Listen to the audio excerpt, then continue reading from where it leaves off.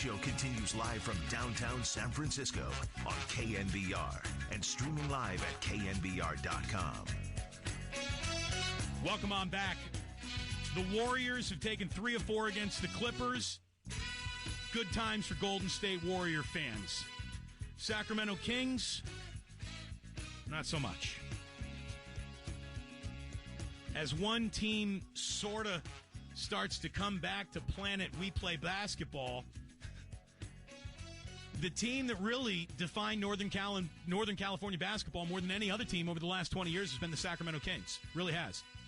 And it might be a while since they've been relevant, but boy, they had a moment of relevancy, which was much more relevant than any We Believe run the Warriors had. The Kings were, I remember when the Kings were it. Do you remember that? It wasn't that long ago. The Kings had the loudest, most raucous arena in the NBA. They had this passionate fan base. They had a hell of a team. Adelman coached them up. They moved the ball. It was beautiful basketball. It really turned into one of those, I'm not a Kings fan, but I love watching great hoops, so I'm watching Kings games. That's what they had to sell you. They had a product that was enticing. And the product became less enticing. And then the city became less enticing.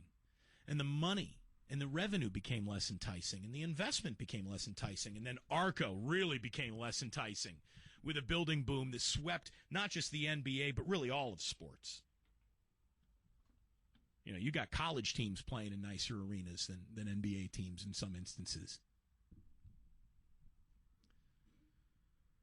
Then the economy collapsed. Then the Maloofs lost their asses on their Palms investment. Their family fortune is literally, reduced to rubble while they're sitting on it. They're protecting the egg, and then the egg breaks. They go from beloved, local, sitting on the court, connecting with people, owners. They were kind of Mark Cuban before Mark Cuban was, right? Weren't they? Maybe not that accessible, maybe not that approachable, but the Maloofs were that. Okay, so they're totally billionaires, and we can't relate to that. But they're sports fans, and so am I. So we're cool. And then it all just kind of went away. Since the that Game 6 collapse down in L.A., things have not been the same. Did I say Game 6 collapse? I mean rigged Game 6 down in L.A.? The Donaghy tape that will not be seen ever? NBA TV will never replay that game, not never. Seriously, you'll never find a replay of it. It's hard to find. Kings fans, you have Mongo butt pawn in Game of Life. You have been toyed with. Your emotions have been toyed with. Your loyalty has been discarded and disposed of in the name of a better business deal. And it's a frickin' shame. It's an absolute shame. I know it's very cool to pretend that the Kings don't matter. Oh, well, we're here in San Francisco. It doesn't matter. No. Regional rivalries are precious. They need to be protected, and the Warriors are losing a great regional rivalry, a direct local rivalry. And that is what sucks. Big time. Obviously, Kings fans are not looking at it like, oh, geez, this affects the Warriors. That's what sucks big time. But I'm just trying to say that any Warrior fan who wants to say, good, forget them, won't miss them, didn't need them, screw you, Kings, we knew the Warriors were the better team they were, you're missing the point. Again, I'm going to bring it back to Indiana. We hate Purdue. The last thing we'd ever want Purdue would be to leave the state of Indiana, though. That's our rival. It's good to have a neighborhood rival. Kevin Johnson supposedly has a press conference coming up in about a half an hour from now. He's going to do it on the City Hall steps. I have no idea what he could possibly be wanting to say. If he has another, I'm going to try to prevent this sale press conference, he is the mayor that cried wolf. So he can't be coming at us from that angle, right? He can't sit down and say, all right, Not going to happen this time. I'm going to step into this, and it's not. No. No, like if you could have done anything by mayor, it would have been done by now. The Maloofs, the Maloofs want out of Sacramento more than they want into another market, it seems. They just want out. And it's a shame because we know that it works up there. It's like with the A's. It's almost exactly like what's going on with the Oakland A's. The fan base is there. If you treat it right, it will treat you right. As a matter of fact, it can grow to one of the loudest, most raucous fan bases if you really treat them right. All you got to do is be good to these people, and they'll be good right back to you. But they won't be. It's like the plot of Major League where you got an ownership group that literally tried to turn its own product into something you did not want to consume so they could bring it to another market and sell it there. And it's just a freaking shame. And I feel terrible for Kings fans. There is nothing worse to a sports fan than a relocation. Team ever ups and moves away on me, that's it. It's it. Done. You know, I'm not the guy who would remarry the chick he just divorced. So, Kings fans, I know this is going to sound nuts to you, but I got two options for you. Number one, welcome to Indiana basketball, the purest form of basketball known to man. Hop on the bandwagon. It'll treat you right. Or number two, things be changing in the Bay Area. Go. Things be changing here in the Bay Area.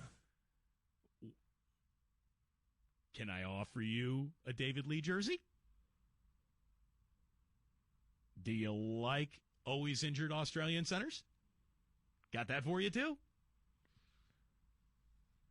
Hey, the Warriors are playing a significant brand of basketball that if you just like hoops, you can get behind. Kings fans, I know this hurts. Lay your burden down. Lay your burden down. It's time to walk away. It's time to leave the casino. You can't win. It's a shame. We go to Colin in Sonoma. He wants to talk about this terrible move for Sacramento. How are you, Colin? Not bad. You know, I was a Kings fan. I grew up in Sacramento in the early 2000s, and saw the glory days, the Tim Donaghy, watching that game. But it's too bad that that this had to happen this way. But I'm looking at it glass half full. I get to jump on whatever bandwagon I want right now. Exactly. Where are you going, Colin? Are you thinking maybe Lob City? You going to be a Clippers fan? I tell you what, it'd be a bad time to buy stock in the Lakers. That team's getting old. I'm thinking Dubs all the way. There you go. Welcome in, Colin. Welcome to the bandwagon. Welcome to Warrior fandom. You enjoy your stay. I will. It's a good time to jump on the bandwagon. It is. It's very well timed for you. Very, very well timed. If I'm Joe Lacob, I'm taking out huge full-page ads in the Sac B. Kings fans, welcome aboard.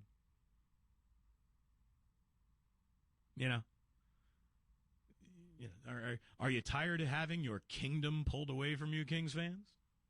Well, come on down. Just an hour and a half down 80. You can come on see Steph Curry. Mark in Sacramento. What's going on, Mark? Good afternoon, Damon. Damon, this deal is far, far from over. No. You know what? Dude, Damon, I'm so tired of hearing that. I mean, what? Damon, listen, there's so many moving parts to this thing, okay? Kevin Johnson could offer the same deal that Chris Hansen and those guys could offer because they could offer up to $400 million. They could relieve them of the $100 million, the relocation fee, and everything else. So the sale could be about the same. But here's the deal, Damon. Don't forget that David Stern is not happy with the Maloofs. David Stern is in basically his last year of being the head of the NBA, and if he could do anything, and he was the key guy in this whole thing of keeping the Kings here to begin with. He was the one who brought up the name Ron Burkle, and that's what ticked off the Maloofs, because when Kevin Johnson went to New York to talk about it, Ron Burkle's name came up. But the bottom line is that he's going to bring people to the table to keep these guys here. The reason why you want the Warrior fans want to keep this team here is mainly because a lot of Warrior fans can't make the games, can't get into the games at Golden State, so they come to Sacramento. And having a highway, 80, rivalry is a good thing to have. So there's so many different things that could happen here. I'll just tell you, Mark, it's wishful thinking at this point. I mean, I think this thing is officially over the cliff, and there's no pulling it back. You think that there's a lot of work left to be done? I don't think there's much work left to be done at all. And you're right about one thing. It does come down to David Stern's last year and his legacy, and I think the last thing David Stern wants to be known as is the guy who righted his wrong of letting the Sonics leave Seattle. I think David Stern wants to put a team back in Seattle, and that is his grand exit as commissioner. And I think the Maloofs are more interested in Seattle. I think the NBA as a collective is more interested in Seattle than Sacramento. I know that there's more business being conducted up in Seattle than in Sacramento. It's a bigger media market. It's a better payday. The team's value will rise, I guess I should say, faster in Sacramento than faster in Seattle than in Sacramento. I think it's done. I think Kevin Johnson is going to be in full lip service mode here. Or what I'm hoping is that he uses this press conference to just burn the Maloofs down to the ground and make them public enemy number one in Sacramento and say, I've done everything, the city's done everything, and what we have is a greedy family who wants to take the highest price tag to go somewhere else. What can he say that will not fall deaf upon everyone's ears right now? I don't need another Kevin Johnson. We think we got the plan to keep the Kings in Sacramento. I've heard that press conference like 5 times. I don't need to hear it again. I mean, I even heard it's a done deal. Kings are saved. I heard that. I saw the Joe Maloof is crying press conference. So spare me your press conference details at this particular time.